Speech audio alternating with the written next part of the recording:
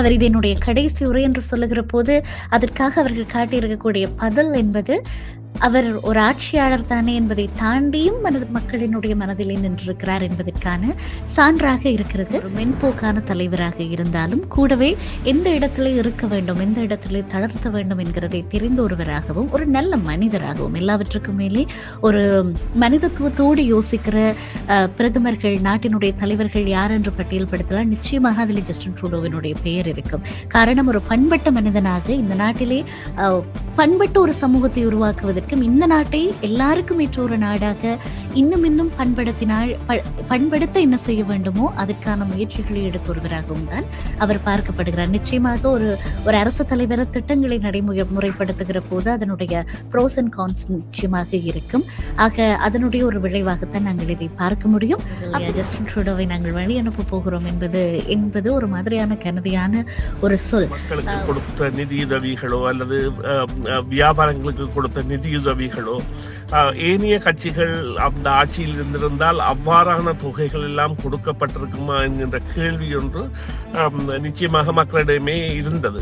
அந்த விடயத்தில் மிகவும் ஒரு ஆதரவு புலத்தை அல்லது மக்களுக்கு தேவையானவற்றை கொடுப்பதில் இந்த அரசு வெற்றி கண்ட அரசாக இருந்திருக்கின்றது. அதே போன்று தமிழர்களை பொறுத்தவரையில் அவர் நிச்சயமாக தமிழர்களுடனான உறவாடலில் தன்னை ஈடுபடுத்தியதாகவும், குறிப்பாக டொரண்டோவில் நடைபெறும் அந்த திருவிழாவில் வருடாந்தம் கலந்து கொள்கின்ற ஒருவராகவும் அல்லது மக்களுடன் சாதாரணமாக இலகுவாக பழகுகின்ற சந்தர்ப்பத்தை கொண்டிருந்த ஒருவராகவும் இருந்திருக்கின்றார். அதே போன்று அந்த வகையில் இந்த அவருடைய ஆட்சியின் கீழ் தான் இந்த இனப்படுகொலை என்பதை ஒரு தீர்மானமாக கொண்டு வந்து, சட்டவாக்கமாக அல்ல தீர்மானமாக பாராளுமன்றத்தில் அனைத்து கட்சிகளின் ஆதரவுடன் கொண்டு வந்திருந்தது.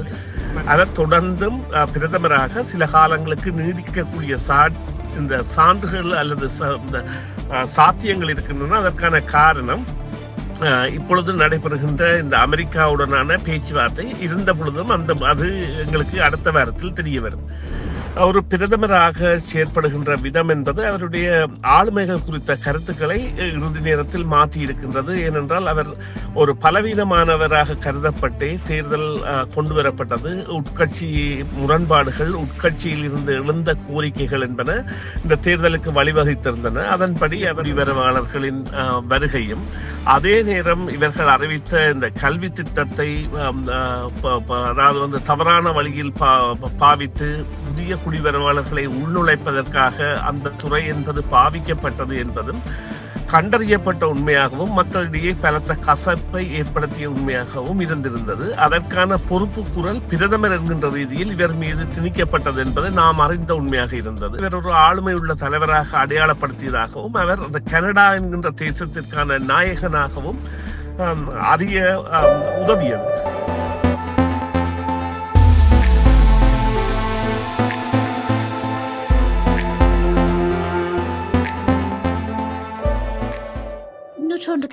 அலைவரிசையில் CMR தமிழ் FM கேட்டுக்கொண்டிருக்கிறீர்கள். நேரம் 12:44 ஆகியிருக்கிறது. ஜஸ்டின் ட்ரூடோவினுடைய காலம் என்பது, அவருடைய அந்த ஈரா என்பது ஒரு கனேடிய வரலாற்றை பொறுத்த வரைக்கும் கனடா என்கிற இந்த தேசத்தை செதுக்கிலே மிக முக்கியமான பங்கு வகிக்கிறது. அதிலே நேர்மறையான தாக்கங்களும் இருக்கலாம், எதிர்மறையான தாக்கங்களும் இருக்கலாம். ஆனாலுமே அவருடைய இந்த ஆட்சி காலம் அல்லது அவருடைய தலைமைத்துவம் என்பது கனேடிய வரலாற்றிலே தவிர்க்க முடியாத ஒரு காலமாக இருக்கும் என்பதிலே மாற்று கருத்து இல்லை.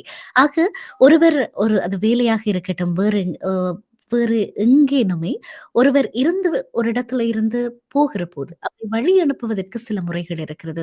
ஒவ்வொருவரும் பேசுவார்கள், அவர்கள் இருந்த காலங்கள் எப்படி இருந்தது, அவர்களிடத்திலே நாங்கள் பெரிதுவக்கிற விஷயங்கள் என்ன, அவங்களுடைய தனித்துவம் என்ன, இதையெல்லாம் பேசுவது வழமை. அதைத்தான் நாங்களும் இன்றைய நாளிலே பேச போகிறோம். காரணம், ஜஸ்டின் ட்ரூடோ 2015 ஆண்டில் இருந்து இந்த 2025 ஆண்டு வரைக்கும் கிட்டத்தட்ட 10 ஆண்டுகள் அவருடைய ஆட்சி காலம், அவருடைய தலைமைத்துவ காலம் கனடாவை பொறுத்த வரைக்கும் எப்படி இருந்தது, அதில் குறிப்பிட்டு சொல்லக்கூடிய விடயங்கள் என்ன, இதுவெல்லாம் அவருக்கான அந்த பெரும்பான்மை பலத்தினை கொடுக்கக்கூடிய ஒன்றாக, அல்லவற்றால் உயர்த்தக்கூடிய ஒன்றாக செயல்களாக இருந்திருந்தது. இவைகள் எல்லாம் அவற்றை குலைக்கின்ற செயல்களாக இருந்திருக்கின்றன. இவற்றை குறித்து ஒரு சின்ன ஆய்வினை, அலசலை, ஒரு சாராம்சத்தை பேச போகிறோம். இதற்காக நாங்கள் சுரேஷ் தர்மாவை இணைத்துக் கொள்ளலாம். வணக்கம் சுரேஷ் தர்மா. வணக்கம் பிரியா. வணக்கம் நேயர்களே. ஆமாம். நானும் நலமாக இருக்கிறேன் சுரேஷ் தர்மா. நாங்கள் ஏற்கனவே சொன்னது போல இன்றைய நாளிலே ஒரு 10 வருடமாக நம்மோடு பயணித்திருக்கக்கூடிய, அதை சொல்லுகிற போதே ஒரு மாதிரி கனதியாக இருக்கிறது இல்லையா? ஜஸ்டின் ட்ரூடோவை நாங்கள் வழி அனுப்பப் போகிறோம் என்பது என்பது ஒரு மாதிரியான கனதியான ஒரு சொல். ஒரு சிலருக்கு கேட்டுக்கொண்டிருக்கிறவர்களுக்கு இன்னும் ஒரு அதற்கு எதிர்ப்பக்கமான ஒரு கருத்து இருக்கலாம்.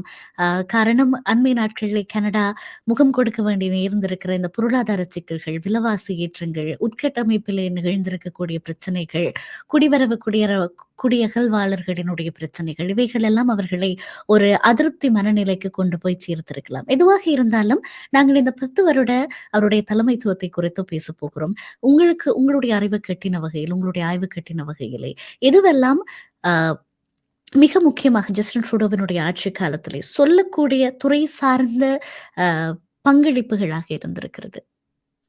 நிச்சயமாக அவரது இந்த 4 ஆட்சிகளும், அதாவது சிறுபான்மை அரசுகளாக ஆட்சியை 4 முறை தக்க வைத்தவர் என்ற பெருமையை அவர் கொண்டிருக்கின்றார்.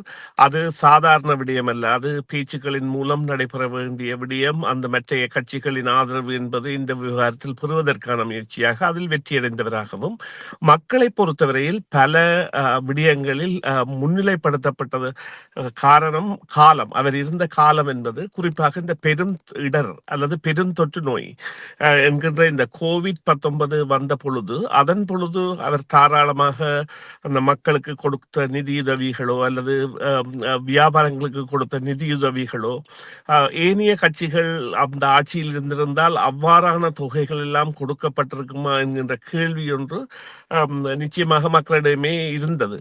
அந்த விடயத்தில் மிகவும் ஒரு ஆதரவு புலத்தை அல்லது மக்களுக்கு தேவையானவற்றை கொடுப்பதில் இந்த அரசு வெற்றி கண்ட அரசாக இருந்திருக்கின்றது. அதே போன்று ஏனைய நாடுகளுடனான உறவாடல் என்பதில் பலமான ஒரு புதிய தோற்றத்தை ஏற்படுத்தியதாகவும், அவருடைய கடைசி காலத்தில் இந்த இப்பொழுது அமெரிக்க ஜனாதிபதி கொண்டு வருகின்ற இந்த வரி விதிப்பு சம்பந்தமான விவகாரங்களில் அவர் கையாளுகின்ற விதம் அல்லது அவர் இணைக்கின்ற அணிகள், அதாவது அமெரிக்காவுடன் ஒரு அணியாக இருந்த கனடாவிற்கு இந்த வரி விதிப்பு தாக்கத்தை ஏற்படுத்தும் என்கின்ற பொழுது ஒரு பிரதமராக செயற்படுகின்ற விதம் என்பது அவருடைய ஆளுமைகள் குறித்த கருத்துக்களை இறுதி நேரத்தில் மாற்றி இருக்கின்றது. ஏனென்றால் அவர் ஒரு பலவீனமானவராக கருதப்பட்டே தேர்தல் கொண்டு வரப்பட்டது. உட்கட்சி முரண்பாடுகள், உட்கட்சியில் இருந்து எழுந்த கோரிக்கைகள் என்பன இந்த தேர்தலுக்கு வழிவகுத்திருந்தன. அதன்படி இந்த ராஜதந்திர விவகாரங்கள் மற்றும் இந்த பெரும் தொற்று நோய் காலத்தில் கொடுக்கப்பட்ட கொடுப்பனவுகள் போன்றனதான் குறிப்பாக சொல்லலாம். ஆனால் அதன் பிறகான காலத்தில் தொற்று நோய் கடந்த காலத்தில் வரி உயர்வு மற்றும் வீட்டு சந்தைகளின் சரிவு போன்ற பல காரணங்களும் இந்த பொருளாதார ரீதியில் பாதிப்புகளை ஏற்படுத்தியதாக அமைந்திருந்தன.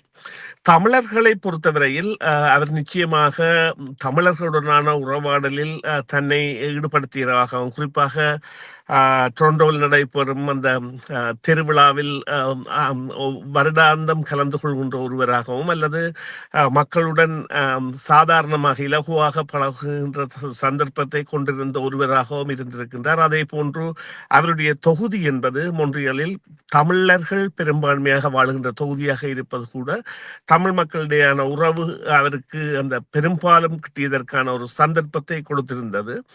அந்த வகையில் இந்த அவருடைய ஆட்சியின் கீழ் தான் இந்த இனப்படுகொலை என்பதை ஒரு தீர்மானமாக கொண்டு வந்து, சட்டவாக்கமாக அல்ல தீர்மானமாக பாராளுமன்றத்தில் அனைத்து கட்சிகளின் ஆதரவுடன் கொண்டு வந்திருந்தது.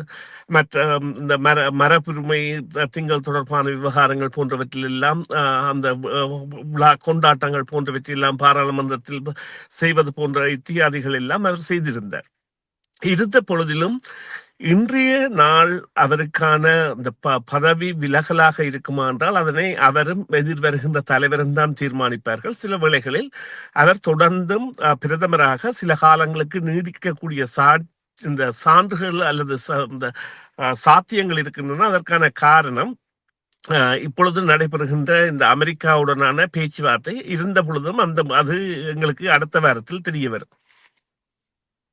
நிச்சயமாக. ஆக ஜஸ்டின் ட்ரூடோவினுடைய காலத்தில நாங்கள் குறிப்பிட்டு சொல்லக்கூடிய அ மிக முக்கியமான மாற்றங்கள் அல்லது அமுல்படுத்தல்கள் நிகழ்ந்திருக்கிறது அப்படின்னு சொல்லலாம். அதிலே குறிப்பாக நேற்றைய நாளிலும் அவருடைய மகளிர் தின உரை என்பது எப்பொழுதுமே மகளிர் தங்களுக்கு என்ன வேண்டும் என்பதை தேர்ந்தெடுப்பதிலே அவங்களுடைய ரைட் டூ சூஸ் அந்த அந்த விடயத்திலே கனடா எப்போதுமே அவர்களோடு நிற்கும். அது டாட் என்று சொல்லி அதை முடித்திருந்தார். அவ்வளவுதான். அதற்கு மேலே இல்ல. இது பிற்போக்காக நாங்கள் போவதற்கு எந்த வழியும் இல்லை. இன்னும் இன்னும் மகளிர் விடயத்திலே நாங்கள் முன்னோக்கி நகர்வதற்கு தான் நிறைய வாய்ப்பு இருக்கிறது என்று. உண்மையிலேயே அதை செய்தும் காட்டியிருந்தார். அவருடைய கேபினட் என்பது அ மிக முக்கியமாக அரைக்கரைவாசி மிக சமநிலையிலே இந்த ஜெண்டர் ஈக்வாலிட்டியை அமுல்படுத்திய ஒரு ஒரு கேபினட்டாக இருந்திருக்கிறது. இது ஒரு விடயம். அதே மாதிரி இவருடைய ஆட்சி காலத்திலே தான் நிறைய ஒடுக்கப்பட்ட மக்கள் என்று சொல்லக்கூடிய அ எல்ஜிபிடிக்யூ சமூகமாக இருக்கலாம், இல்ல அவர்கள் இண்டிஜினியஸ் கம்யூனிட்டியாக இருக்கலாம். இவர்கள் எல்லாருக்குமான சலுகைகள் அதிகமாக கொடுக்கப்பட்டதும், அவர்கள் அதிகம் உள்வாங்கப்பட்டதும் ஜஸ்டின் ட்ரூடோவினுடைய காலத்திலே தான். அதேபோல இந்த வரிகள் அதிகமாக அவருடைய ஆட்சி காலத்திலே தான் அ பணம் என்பது கனடாவுக்குள் வந்ததும், பணம் கனடாவில இருந்து போனதும் 2மே நடந்திருக்கிறது. அ எங்களுக்கு இன்கமும் இருந்திருக்கிறது. அதேபோல அதை காட்டிலும் செலவும் அதிகமாக இருந்திருக்கிறது. ஆக இப்படி சொல்லிக்கொண்டே போகலாம்.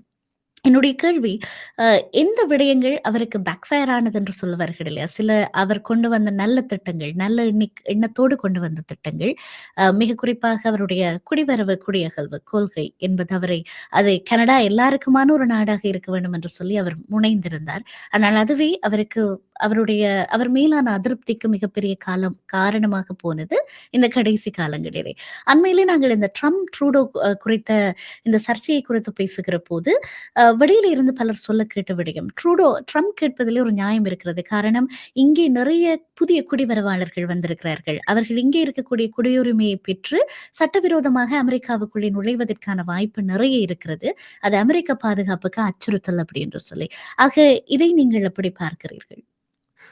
இந்த விவகாரத்தில் நாங்கள் உள் நுழைவதற்கு முன்பாக நீங்கள் குறிப்பிட்ட அந்த காரணங்கள் அல்லது ஆதாரங்கள் என்பவை அவை அவ்வாறுதான் நடைபெற்றன. குறிப்பாக பெண்களுக்கான உரிமைகளை முன்னிலைப்படுத்தல் மற்றும் இந்த 3ஆம் பாலினத்தினர் அல்லது அந்த எல்ஜிபிடி என்கிற சமூகத்தினருக்கான அந்த திறந்த கொள்கைகளை கொண்டவராக அல்லது அதிகமான ஆதரவை வழங்கியவராக இருந்திருந்தார் என்பதில் எந்தவித ஐயமும் இல்லை. அதே போல பழங்குடியினருக்கு நிச்சயமாக அவர்களுக்கான அந்த நிவாரணம் கொடுப்பவர்கள் நடந்த பாதிப்புகளை அங்கீகரித்ததாகவும் அல்லது இனப்படுகொலை அவர்களுக்கு நடந்ததாகவும் அங்கீகரித்த ஒரு அரசாகவும், அவர்களுக்கென்று பல திட்டங்களை அண்மை காலங்களில் ஏற்படுத்திய ஒரு அரசாகவும் இவரது அரசு இருந்திருக்கின்றது. அது நிச்சயமாக பாராட்டப்பட வேண்டிய விடயம். மறுபக்கமாக நீங்கள் குறிப்பிட்டது போல இந்த குடிவரவு பிரச்சனை என்பது அவரது கையை மீறி செல்வதற்கு, அதாவது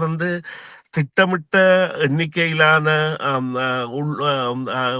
குடிவரவாளர்களை உள்நுழைப்பதற்கு பதிலாக அளவுக்கு அதிகமான அளவு உள்நுழைத்து அதன் மூலம் வேலை வாய்ப்பு இன்மை போன்ற பிரச்சனைகள் ஏற்படுவதற்கும், வீட்டு தட்டுப்பாடு, வீடு சந்தையில் வாடகைக்கு வீடு பெறுவது போன்றவற்றில் தட்டுப்பாடுகள் ஏற்படுவதற்குமான காரணமாக இந்த எண்ணிக்கை வரையறையற்ற புதிய குடிவரவாளர்களின் வருகையும், அதே நேரம் இவர்கள் அறிவித்த இந்த கல்வி திட்டத்தை அதாவது தவறான வழியில் பாவித்து புதிய குடிவரவாளர்களை உள்நுழைப்பதற்காக அந்த துறை என்பது பாவிக்கப்பட்டது என்பதும் கண்டறியப்பட்ட உண்மையாகவும் மக்களிடையே பலத்த கசப்பை ஏற்படுத்திய உண்மையாகவும் இருந்திருந்தது. அதற்கான பொறுப்பு கூறல் பிரதமர் என்கின்ற ரீதியில் இவர் மீது திணிக்கப்பட்டது என்பது நாம் அறிந்த உண்மையாக இருந்தது.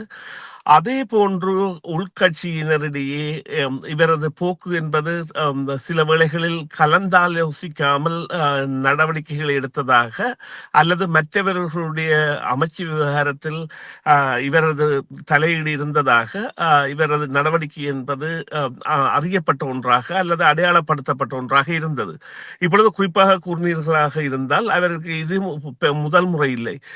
கியூபெக்கில் நடைபெற்ற ஒரு பெரிய நிறுவனத்தின் முறைகேடு ஒன்றில் அதில் ஊழல் குற்றச்சாட்டு சாட்டப்பட்டிருந்த பொழுதும் அவர் அதிலிருந்து மீள்வதற்கான காரணமாக அவருடைய அந்த கவர்ச்சி அல்லது ஆளுமை என்பது இருந்திருந்தது. உண்மையிலேயே அவ்வாறான நடவடிக்கைகள் குற்றஞ்சாட்டப்படுபவர்கள் பதவிகளிலிருந்து தூக்கி எறியக்கூடிய சந்தர்ப்பங்கள் தான் இருக்கின்றன.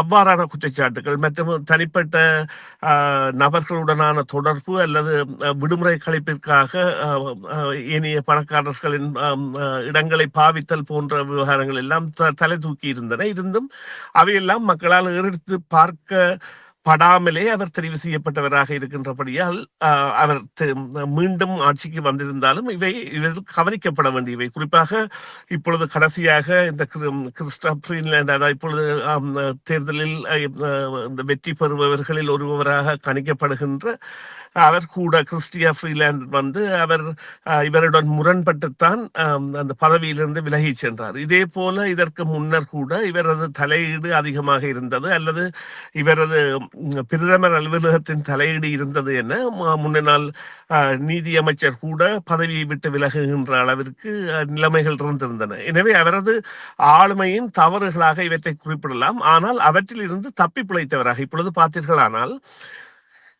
இவர் தனது பிரதமர் பதவியை விடுவதாக அறிவித்த காலத்தின் பின்னான இவரது செயற்பாடுகள் மக்களால் பலமாக வரவேற்கப்பட்டதாகவும் இவர் ஒரு ஆளுமை உள்ள தலைவராக அடையாளப்படுத்தியதாகவும் அவர் அந்த கனடா என்கின்ற தேசத்திற்கான நாயகனாகவும் அதிக உதவியது.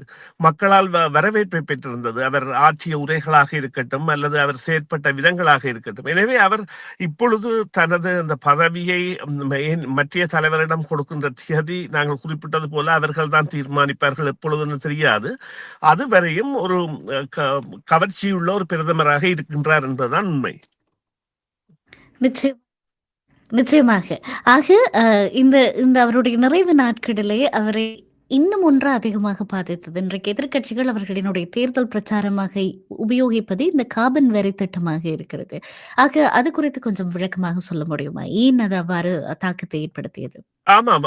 அதாவது வந்து அந்த வரிகள் கனடா உண்மையிலேயே அவர் ஊதியம் பெறுபவர்களாக இருந்தால் ஊதியத்திற்கு செலுத்துகின்ற வரிகளில் இருந்து அனைத்துமே வரிகளை தன்னகத்தை கொண்ட நாடாக இருக்கின்றது.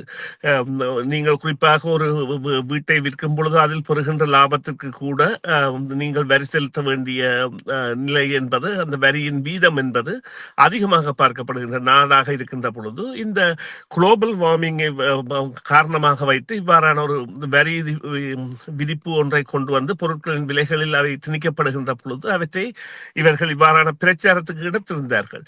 இருந்த பொழுதிலும் அந்த பிரச்சாரம் தற்பொழுது அந்த மக்களிடையே சென்றடைந்ததா என்றால் அதனை இல்லை என்றுதான் கூற வேண்டும். பிரியா அதற்கான காரணம் என்னவென்று சொன்னால் இப்பொழுது லிபரல் கட்சியானது கன்சர்வேட்டிவ் கட்சியை விட சுமார் 17-18 புள்ளிகள் கீழே இருந்த ஒரு கட்சி. இவர் அதாவது வந்து கன்சர்வேட்டிவ் கட்சி 38% இருக்கும் பொழுது லிபரல் கட்சி என்பது 21% ஆதரவை பெற்றிருந்தது.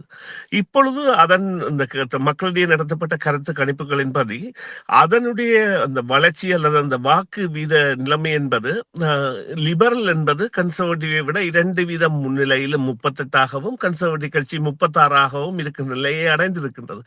எனவே எதிர்கட்சிகளின் பிரச்சாரம் என்பது மக்களிடையே கருதப்பட்டதா அல்லது கருதுகோளாக எடுக்கப்பட்டதா என்றால் அதற்கான சாத்தியங்கள் இல்லாத அளவிற்கு நிலைமை மாறி இருக்கின்றது. இதற்கான காரணம் ஜஸ்டினின் செயற்பாடுகள் என்பதை எவ்வாறு கூறலாம் என்றால் டொனால்ட் ட்ரம்ப் அவர்கள் கொண்டு வந்த அந்த தடைகள்.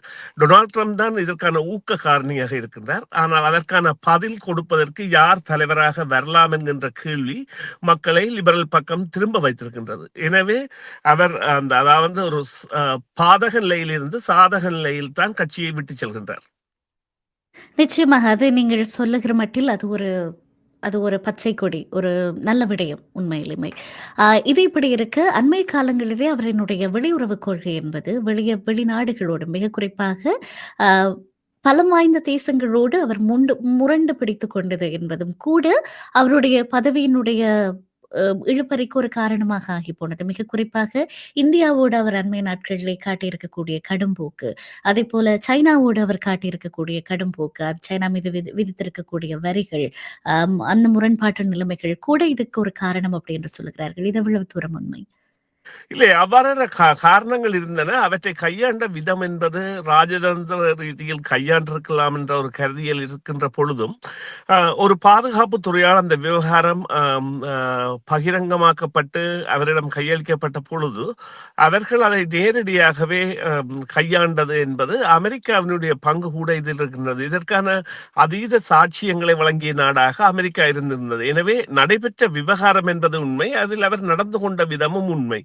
ஆனால் அது அந்த ஒரு மறைமுக தாக்கத்தை ஏற்படுத்தி இருந்தது என்னவென்று சொன்னால், ராஜதந்திர ரீதியில் இந்த விவகாரம் அணுகப்பட்டிருக்கலாம் என்று. ஆனால் அங்கே முன்வைக்கப்பட்ட கோரிக்கையானது கனேடிய தேசத்தில் வந்து கனேடிய பிரஜா உரிமை உள்ள ஒருவரை கொலை செய்கின்ற அளவிற்கு இந்தியா சென்றிருக்கின்றது என்பதை பகிரங்கப்படுத்துவதாகத்தான் அது அமைந்திருந்தது. அதற்கு முக்கிய காரணம் கனடா மாத்திரமல்ல, அமெரிக்கா தான் அதனை இந்த சாட்சியங்களை, சம்பவ சாட்சியங்களை வெளிக்கொண்டு வந்து இந்த விவகாரத்தில் இந்தியாவின் பங்கு, அதாவது வந்து இந்திய ராஜதந்திர வட்டாரத்தின் பங்கு இருக்கின்றது என்பதை காட்டி நின்றது.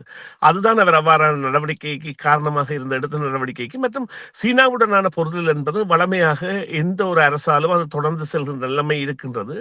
இன்று உண்மையிலேயே இந்த அமெரிக்கா கொண்டிருக்கின்ற கோபத்திற்கு கூட காரணம், மறைமுக காரணம், இவர்கள் நெக்சன் என்கின்ற ஒரு பாரிய எண்ணெய் கம்பெனியை சீனாவிற்கு கன்சர்வேட்டிவ் கட்சியின் ஆட்சி காலத்தில் 2011 ஆண்டு அல்லது 12ஆம் ஆண்டு $15 பில்லியன் விற்றிருந்தார்கள். அது பல நிலங்களை அந்த கம்பெனி வைத்திருக்கின்றது, சீன கம்பெனி. அது அமெரிக்காவிற்கு ஒரு கசப்பு உண்மையாக, அல்லது டொனால்ட் ட்ரம்ப் சார்ந்தவர்களுக்கு கசப்பு உண்மையாக இருக்கின்றது. இவ்வாறான விடயங்கள் தான் இதற்கான காரணம். நிச்சயமாக.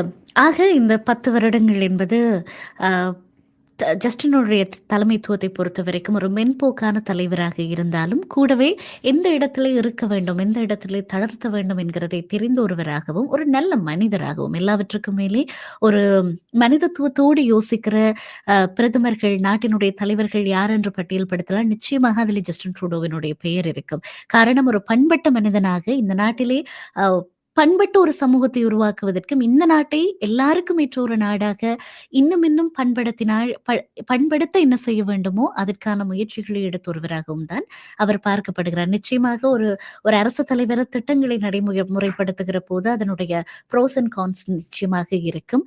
ஆக அதனுடைய ஒரு விளைவாகத்தான் நாங்கள் இதை பார்க்க முடியும். எப்படி இருந்தாலும், எது எப்படி இருந்தாலும், இந்த 10 வருடங்கள் என்பது நாங்கள் சிலாகிக்கவும், கொண்டாடவும், பெரிதுவக்கவும் நிறைய விடயங்களை நமக்கு கொடுத்திருக்கிறது. அதே நேரம் பாடமாகவும் நிறைய விடயங்களை அவர் விட்டு செல்கிறார் என்பதுதான் உண்மை. பொறுத்திருந்து பார்க்கலாம். ஏதேனும் நல்ல மாற்றங்கள் வந்தால் இன்னும் வரவேற்கத்தக்கது. நீங்கள் சொன்னது போல அவர் தன்னுடைய ராஜினாமாவை அறிவித்ததற்கு பிற்பாடு இருக்கக்கூடிய ஜஸ்டினை இன்னும் அதிகம் பேர் நேசிக்கிறதை பார்க்கக்கூடியதாக இருக்கிறது. அவருடைய சமூக வலைத்தளங்களை பார்த்தால் எல்லாருமே எங்களுக்கு நீங்க திருப்பவும் வேணும், நாங்க உங்களை மிஸ் பண்றோம் ஜஸ்டின். மிக குறிப்பாக அவருடைய அந்த கடைசி உரையை கேட்கிற போது அவர் பேசுகிற நேரம், மக்கள் காண்பித்திருக்கக்கூடிய அந்த சமூக வலைத்தளத்திலே அவர்கள் போய் காண்பித்திருக்கக்கூடிய அந்த நெகிழ்ச்சி இருக்கிறது இல்லையா, அவர் இது என்னுடைய கடைசி உரை என்று சொல்லுகிற போது அதற்காக அவர்கள் காட்டியிருக்கக்கூடிய பதில் என்பது, அவர் ஒரு ஆட்சியாளர் தானே என்பதை தாண்டியும் மக்களினுடைய மனதிலே நின்றிருக்கிறார் என்பதற்கான சான்றாக இருக்கிறது. பார்க்கலாம். மிக்க நன்றி இந்த உரையாடலை எங்களோடு இணைந்தமைக்காக. நன்றி பிரியா, நன்றி நேயர்களே. மீண்டும் ஒரு பொழுதில் சந்திப்போம். சிஎம்ஆர் யூடியூப் சேனலில் இணைந்திருக்கும் நேயர்கள் அனைவருக்கும் எமது நன்றி. காமெண்ட்ஸ் பகுதியில் உங்கள் கருத்துக்களை தெரிவிக்க தவறாதீர்கள். முக்கிய செய்திகள், காணொளி தொகுப்புகள், நேர்காணல் என பலதரப்பட்ட அம்சங்களையும் உங்களுக்காக தருகின்றது சிஎம்ஆர் யூடியூப் சேனல். சிஎம்ஆர் என்று சர்ச் செய்து எமது யூடியூப் சேனலை சப்ஸ்கிரைப் பண்ணுங்கள். உங்கள் உற்றார் உறவினர் நண்பர்களோடும் இந்த காணொளி தொகுப்புகளை பகிர்ந்து கொள்ளுங்கள். அருகில் இருக்கின்ற முக்கிய காணொளி தொகுப்புகளையும் தவறவிடாமல் பாருங்கள்.